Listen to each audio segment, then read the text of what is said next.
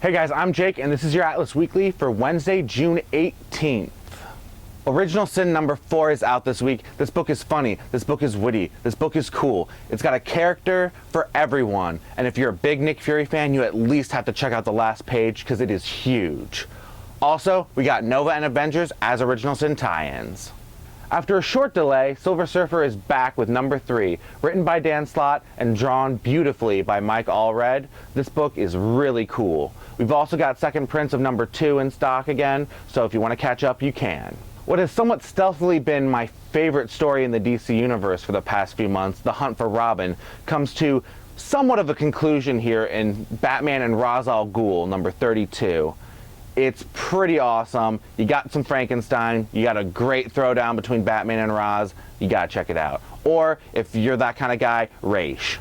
This week IDW brings us a Star Trek or the original series comic book. It's based on Harlan Ellison's full screenplay for the episode The City on the Edge of Forever. You might want to set phasers to buy on this one.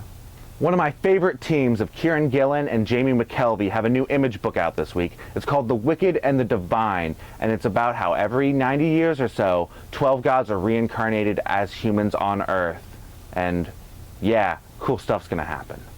If you're a huge fan of Hellblazer and the current Constantine book isn't quite getting it done for you, I highly recommend you check out Thomas Aslov. It's a very similar shtick, although he's schizophrenic, so you do not know whether or not what he's seen and perceiving to be real really is real. Hank's pick of the week this week is Eye of Newt number 1 of 4 from Dark Horse Comics. This book is just straight up, deep fantasy, and it's really cool. More proof of the pop culture apocalypse is upon us, because Doodle Jump is now a comic book.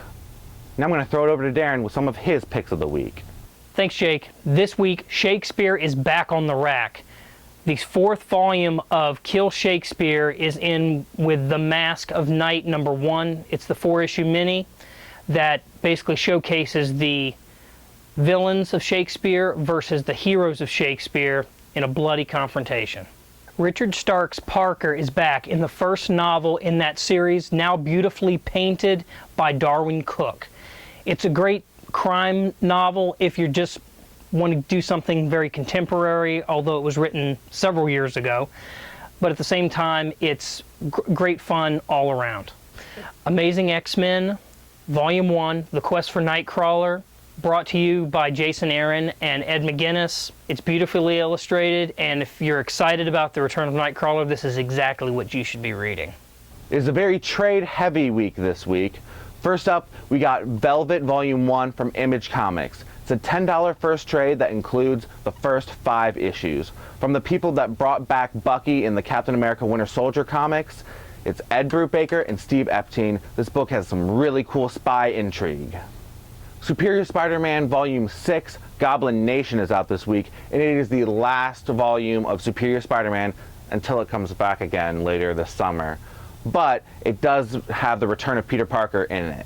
There's a couple of Before Watchmen books that have finally come to trade this week. First up, you got Night Owl and Dr. Manhattan.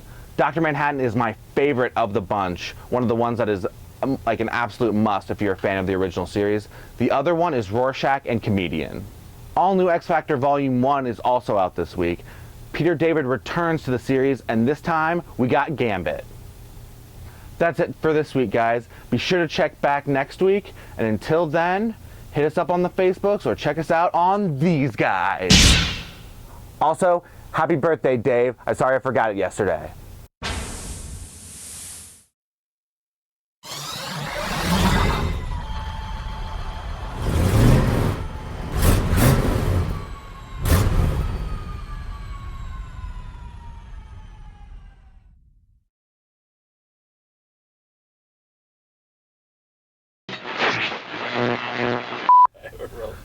I'll have to throw out a happy birthday to him at the end of the episode, just as an apology. It's like, I'm sorry I missed your birthday yesterday, but I shouted out to you on YouTube. I'll just start all that over. Okay, no, that's not good. All right. Written by blah, blah, blah, blah, blah, blah, blah, blah, blah. But I want to say the writer first. I put way too many pauses in there. All right. Shakespeare is back on the menu. If you're that kind of guy, Raish. IDW, okay. A comic based on the full screenplay of Harlan Ellison's episode of Star Trek called The City on the Edge of Tomorrow. Forever. How does that work? Fudge. Set phasers to buy.